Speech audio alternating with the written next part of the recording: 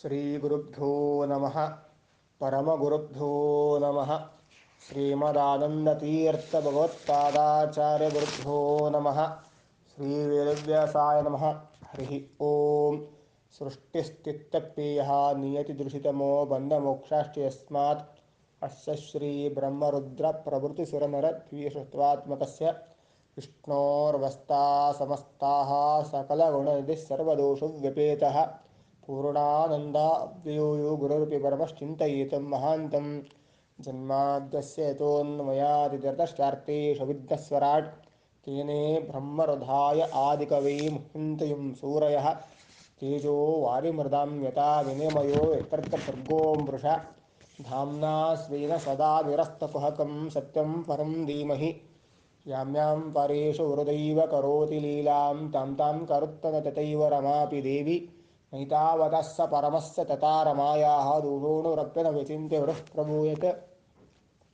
ಬುದ್ಧಿರ್ಬಲಂ ಯಶೋಧೈರ್ಯಂ ನಿರ್ಭಯತ್ವಂ ಮರೋಗತಾ ಅಜಾಡ್ಯಂ ವಕ್ಪಟುತ್ವಂ ಚ ಹನುಮತ್ಸ್ಮರಣಾದ್ಭವೇತ್ ಭವತಿ ಜನ್ಮಭಾವಾದಿಡಮುಕೋಪಿ ವಾಗ್ಮಿ ಜಡಮತಿರವಿಚಿಂತಿರ್ಜಾಯತೆ ಪ್ರಾಜ್ಞಮೌಲಿಃ सकलवचनचेतो देवता भारती सा मम वचसि निधत्तां सन्निधिं मानसे च यस्सवा कामधेनुर्नः कामितार्थान् प्रयच्छति सेवेतं जययोगीन्द्रं कामबाणः चिदं सदा पूज्याय राघवेन्द्राय सत्यधर्मरताय च विदितां कल्पवृक्षाय नमतां कामधेनवे सत्याभिघ्नकराब्जोत्तान् पञ्चाशद्वर्षपूजकां सत्यप्रमदतीर्थार्यान् नौमिन्य सुधार्तान् समाश्रित गुरुं भक्त्या महाविश्वासपूर्वकं निक्षिपे सर्वभारांश्च गुरो श्रीपादपङ्कजे श्रीगुरुभ्यो नमः हरिः ओಂ हरिः ओಂ हरिः ओಂ. ವೇದವ್ಯಾಸದೇವರು ಶ್ರೀಮದ್ಭಾಗವತದ ಪ್ರಶಂಸೆಯನ್ನು ನಿರೂಪಣೆಯನ್ನು ಮಾಡಿದ್ದಾರೆ. ಅಂಥ ಶ್ರೇಷ್ಠವಾಗಿರುವಂಥ ಗ್ರಂಥ ಶ್ರೀಮದ್ಭಾಗವತ, ಪುರಾಣಗಳ ರಾಜ ಶ್ರೀಮದ್ಭಾಗವತ, ಬೃಹತಿ ಛಂದಸ್ಸಿನಿಂದ ಕೂಡಿರುವಂತಹ ಗ್ರಂಥ ಶ್ರೀಮದ್ಭಾಗವತ, ಅನೇಕ ತತ್ವಗಳನ್ನು ತಿಳಿಸಿಕೊಡುವಂತಹ ಗ್ರಂಥ ಶ್ರೀಮದ್ಭಾಗವತ, ಮೋಕ್ಷ ಕೊಡುವಂತಹ ಗ್ರಂಥ ಶ್ರೀಮದ್ಭಾಗವತ, ಮೋಕ್ಷ ಸಾಧನೆಗೆ ಹೋಗುವ ಸಾಧನೆ ಮಾಡುವಂತಹ ವ್ಯಕ್ತಿಗಳಿಗೆ ತಿಳಿಸುವಂತಹ ಶ್ರೀಮದ್ಭಾಗವತ, ಶ್ರವಣ ಮನನ ನಿಧಿಧ್ಯಾಸನ ಎಂಬುದಾಗಿ ನಿರೂಪಣೆಯನ್ನು ಮಾಡಿದ್ದಾರೆ. ಅಂತಹ ಶ್ರೀಮದ್ಭಾಗವತದ ಪ್ರಶಂಸೆ ಅದ್ಭುತವಾದದ್ದು. ಶ್ರೇಷ್ಠತೆಯನ್ನು ತಿಳಿಸುವಂತಹ ಗ್ರಂಥ ಶ್ರೀಮದ್ಭಾಗವತ, ಪುರಾಣಗಳ ರಾಜ ಎಂಬುದಾಗಿ ನಿರೂಪಣೆಯನ್ನು ಮಾಡಿದೆ. ಗಾಯತ್ರಿ ಮಂತ್ರದ ಅನೇಕ ತತ್ವಗಳನ್ನು ತಿಳಿಸಿಕೊಡುವಂತಹ ಗ್ರಂಥ ಶ್ರೀಮದ್ಭಾಗವತ, ವೇದಗಳ ಸಾರಾಂಶವನ್ನು ತಿಳಿಸುವಂತಹ ಗ್ರಂಥ ಶ್ರೀಮದ್ಭಾಗವತ, ವೇದಗಳ ಅರ್ಥವನ್ನು ತಿಳಿಸುವಂತಹ ಗ್ರಂಥ. ಆದ್ದರಿಂದಾಗಿ ಶ್ರೀಮದ್ಭಾಗವತ ಎಂಬುದಾಗಿ ನಿರೂಪಣೆಯನ್ನು ಮಾಡಿದ್ದಾರೆ. ಗಾಯತ್ರಿ ಮಂತ್ರ ಅರ್ಥೋಯಂ ಬ್ರಹ್ಮಸೂತ್ರಾಣ ಭಾರತಾರ್ಥ ವಿನಿರ್ಣಯ, ಮಹಾಭಾರತಕ್ಕೆ ನಿರ್ಣಾಯಕವಾಗಿರುವಂತಹ ಗ್ರಂಥ ಶ್ರೀಮದ್ಭಾಗವತ. ಆದ್ದರಿಂದ ಎಲ್ಲ ಮಹಾಜ್ಞಾನಿಗಳು ಅನೇಕ ತತ್ವಗಳನ್ನು ತಿಳಿಸುವಂತಹ ಗ್ರಂಥ. ಶ್ರೀಮದ್ಭಾಗವತದ ಒಂದು ವಾಕ್ಯ ಅಥವಾ ಶ್ಲೋಕಾರ್ಧಂ ಶ್ಲೋಕಪಾದಂ ವಾ ನಿತ್ಯಂ ಭಾಗವತೋದ್ಭವಂ ಎಂಬುದಾಗಿ ನಿರೂಪಣೆಯನ್ನು ಮಾಡಿದ್ದಾರೆ. ಶ್ಲೋಕದಲ್ಲಿ ಅನೇಕ ತತ್ವಗಳನ್ನು ಕೂಡ ನಿರೂಪಣೆಯನ್ನು ಮಾಡಿದ್ದಾರೆ. ಒಂದೇ ಶಬ್ದದ ಅನೇಕ ಅರ್ಥವನ್ನು ತಿಳಿಸಿಕೊಡುವಂಥ ಮಹಾನುಭಾವರು, ಮಹಾಜ್ಞಾನಿಗಳು. ಅಂತಹ ಶ್ರೀಮದ್ ಭಾಗವತದ ಶ್ರೇಷ್ಠತೆ ನಮಗೆ ತಿಳಿಯಬೇಕು ಅಂದರೆ ಒಂದು ಶ್ಲೋಕ ಅಥವಾ ಅರ್ಧ ಪಾದನಾದರೂ ತಿಳಿದುಕೊಳ್ಳಬೇಕು, ತತ್ವಗಳ ಮುಖಾಂತರವಾಗಿ ತಿಳಿದುಕೊಳ್ಳಬೇಕು. 12 ಗ್ರಂಥಗಳಲ್ಲಿ ತಿಳಿಸುವಂತಹ 18,000 ಶ್ಲೋಕಾತ್ಮಕವಾಗಿರುವಂತಹ ಗ್ರಂಥ ಶ್ರೀಮದ್ಭಾಗವತ. 100 ಕಥೆಗಳನ್ನು ತಿಳಿಸುವಂತಹ ಗ್ರಂಥ ಶ್ರೀಮದ್ಭಾಗವತ.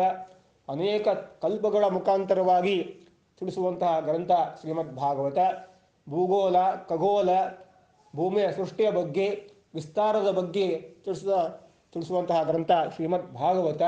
ಇಂತಹ ವೇದಗಳ ಅರ್ಥವನ್ನು ತಿಳಿಸುವಂತಹ ಗ್ರಂಥ ಶ್ರೀಮದ್ಭಾಗವತ ಎಂಬುದಾಗಿ ವೇದವ್ಯಾಸದೇವರು ನಿರೂಪಣೆಯನ್ನು ಮಾಡಿದ್ದಾರೆ.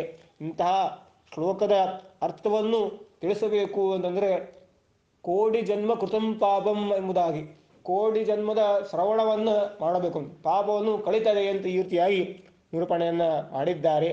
ಅಂತಹ ಶ್ಲೋಕದಲ್ಲಿ ನಿರೂಪಣೆಯನ್ನು ತಿಳಿಸುವಂತಹ ಗ್ರಂಥ ಶ್ರೀಮದ್ಭಾಗವತ.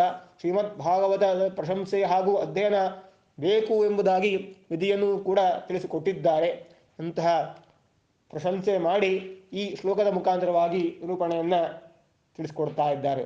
ನಿಗಮಕಲ್ಪತರೋರ್ಗಲಿತಂ ಫಲಂ ಶುಕಮುಖಾತ ಮೃತದ್ರವ ಸಂಯುತಂ ಪಿಬತ ಭಾಗವತಂ ರಸಮಾಲೆಯಂ ಮುಹುರಹೋ ರಸಿಕಾ ವೈಭಾವುಕಾಹ ಎಂಬುದಾಗಿ ವೇದವ್ಯಾಸದೇವರು ಹೇಳ್ತಾರೆ. ನಿಗಮ ಕಲ್ಪವೃಕ್ಷ ಅಂದರೆ ನಿಗಮ ಅಂದರೆ ವೇದಗಳು, ಕಲ್ಪವೃಕ್ಷ ಎಂಬುದಾಗಿ ಹೇಳ್ತಾರೆ.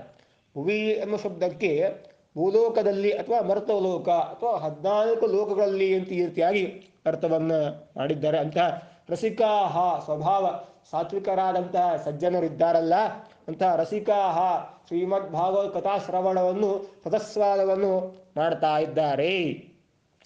ಅಂತಹ ವೇದಗಳೇ ಏನಾಗಿವೆ, ಕಲ್ಪವೃಕ್ಷದಂತೆ ಇವೆ ಎಂಬುದಾಗಿ ಹೇಳುತ್ತದೆ. ಅಂತಹ ವೇದವ್ಯಾಸರಿಂದ ತಿಳಿಸುವಂತಹ ಗ್ರಂಥ ಶ್ರೀಮದ್ ಭಾಗವತ.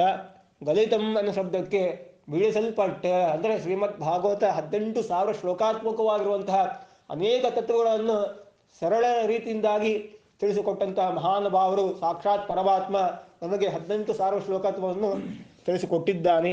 ಅಂತಹ ಫಲವನ್ನು ನಮಗೆ ನೀಡಬೇಕು ಎಂಬುದಾಗಿ ಸಾತ್ವಿಕರಿಗೆ ನಿರೂಪಣೆಯನ್ನು ಮಾಡಿದ್ದಾನೆ. ವೇದಾರ್ಥ ಸಾರವನ್ನು ಕೂಡ ತಿಳಿಸಿಕೊಟ್ಟಿದ್ದಾರೆ. ವೇದಗಳ ಫಲ ಅದ್ಭುತವಾದದ್ದು, ವೇದಗಳ ಮಂತ್ರ ಶ್ರೇಷ್ಠತೆಯನ್ನು ಕೂಡ ಹೇಳ್ತದೆ. ಮಾನಾತ್ ತ್ರಾಯತೆ ಇತಿ ಮಂತ್ರ, ನಮ್ಮ ರಕ್ಷಣೆಯನ್ನು ಮಾಡುವಂತಹದ್ದು ಮಂತ್ರ ವೇದಗಳು, ಗಾಯತ್ರಿ ಮಂತ್ರ.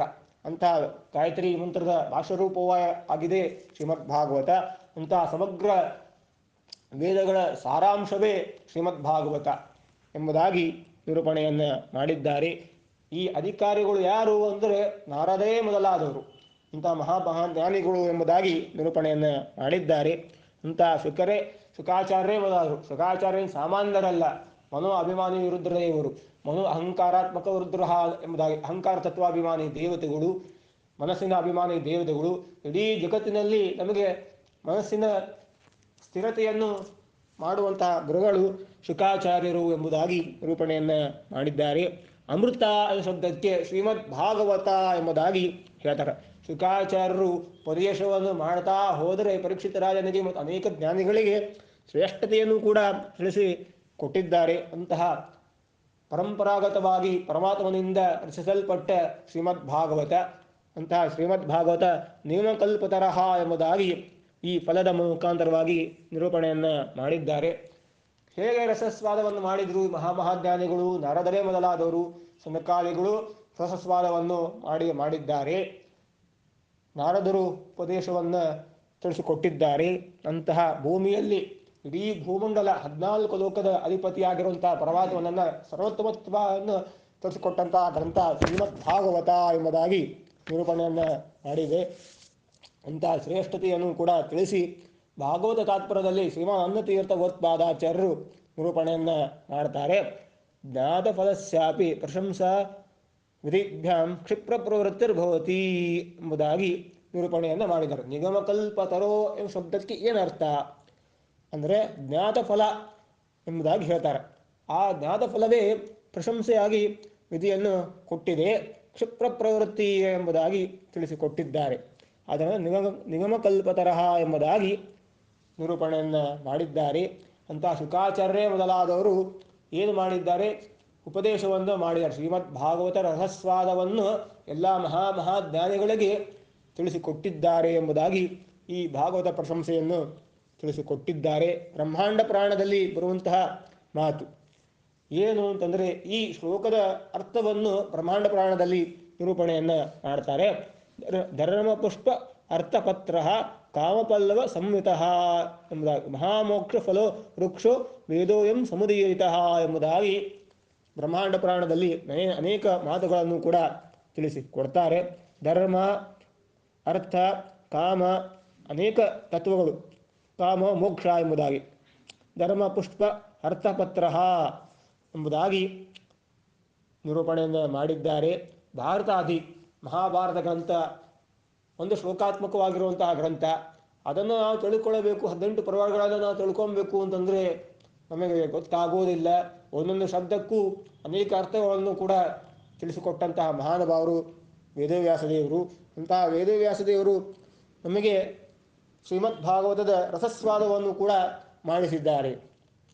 18,000 ಶ್ಲೋಕಾತ್ಮಕವಾಗಿರುವಂತಹ ಈ ಶ್ರೀಮದ್ ಭಾಗವತ ಅರ್ಥವನ್ನು ನಾವು ತಿಳಿಯಬೇಕು ಅಂತಂದರೆ ವೇದೋಯಂ, ವೇದವೇ ವೃಕ್ಷವಾಗಿ ಉಳ್ಳದ್ದು ಯಾವುದು, ಅದು ಧರ್ಮ ಎಂಬುದಾಗಿ ಅರ್ಥವನ್ನು ತಿಳಿಸಿಕೊಟ್ಟಿದ್ದಾರೆ.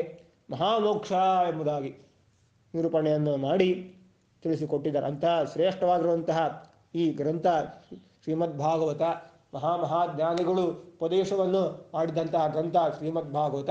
ಇಂತಹ ಶ್ರೀಮದ್ಭಾಗವತ ಗ್ರಂಥ ಅದ್ಭುತವಾದದ್ದು ಎಂಬುದಾಗಿ ನಿರೂಪಣೆಯನ್ನು ಮಾಡ್ತಾ ಶ್ರೀಕೃಷ್ಣಾರ್ಪಣಮಸ್ತು.